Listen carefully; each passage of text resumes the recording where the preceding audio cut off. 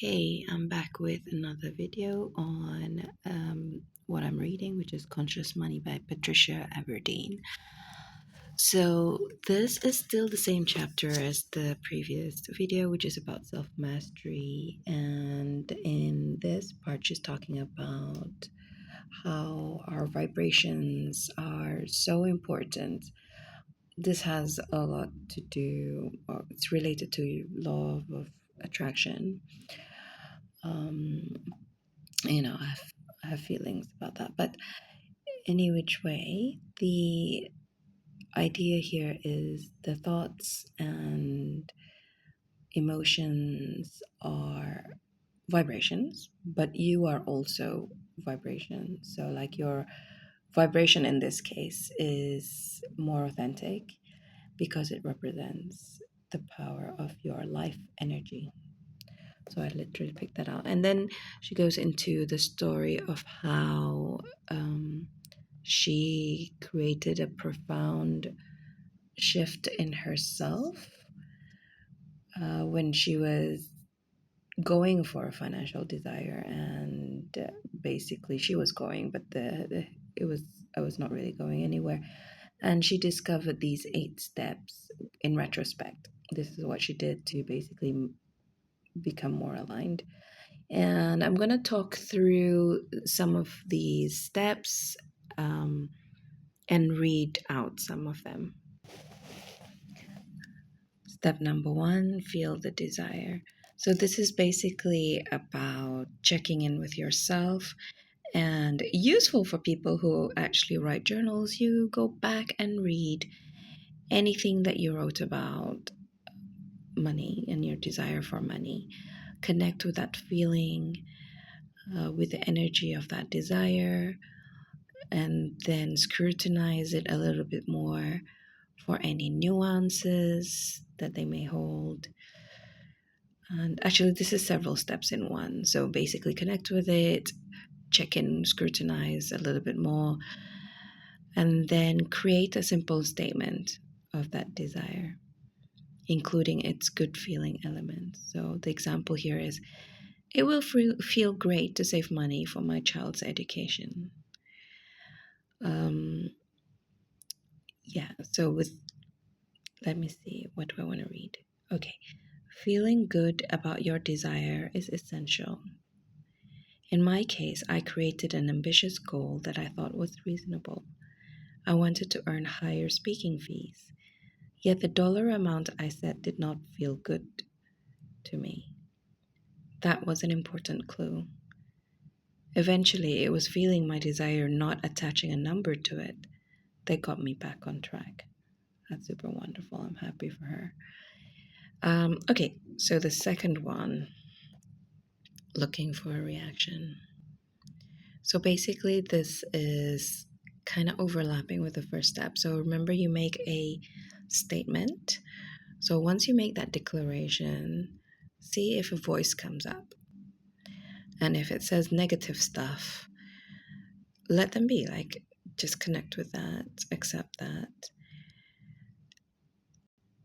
Because, like, if you put up a fuss about it, that's creating resistance, right? But anyway, the part that I'm going to read is halfway through this step.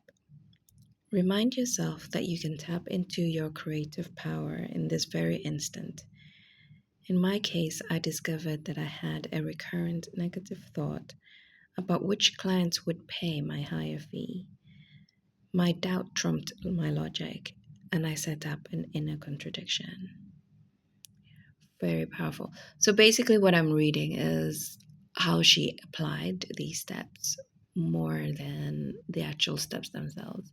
But I'm leaving the video here, so you could pause it and read the passage if you want to. Moving on to number 3, release assumptions. So if you followed my previous, if you watched my previous video, this is very similar to the 4 steps that she's talking about, with more flesh, I imagine, I would say. Okay, releasing assumptions. She's describing it in a way that you take action this time around. actually writing it down, and then basically chucking that away, whatever assumptions that you have.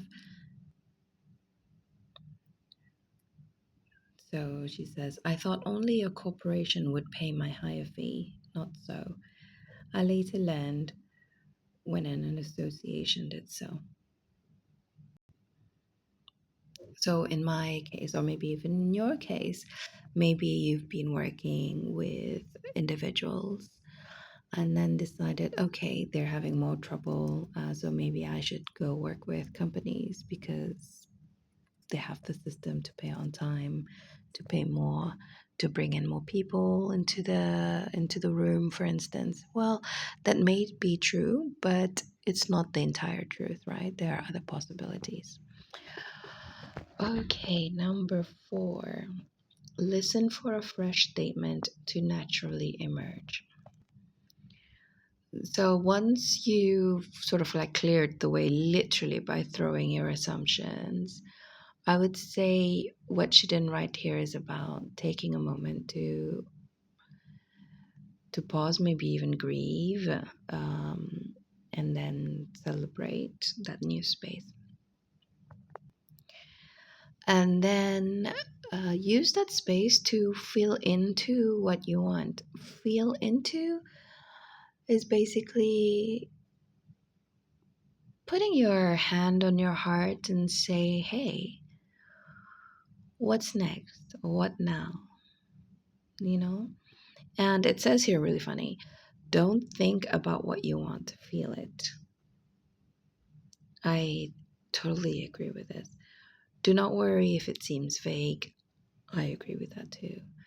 Describe the felt sense of your desire in your journal. As you do, it may coalesce into the new statement of desire you seek. Consider creating a vision board of the images depicting your new desire. Images shift your awareness into your heart. Oh, well, that's cool.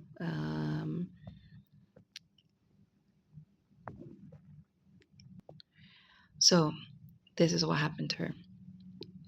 In my case, I did not devise a new statement of desire. Instead, this one came to me naturally.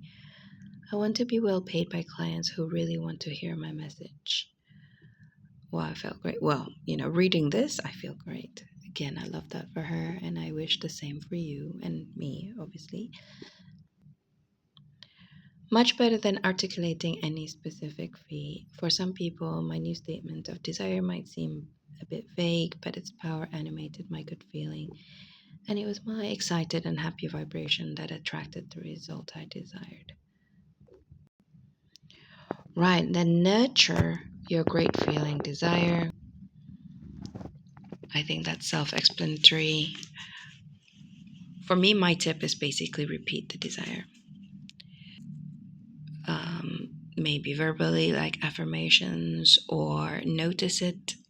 Let your radar do the work, your brain, your beautiful brain, or have anchoring visuals. In the previous step, a vision board was suggested. Great if that works for you. Otherwise, it could be a smell, it could be anything like that.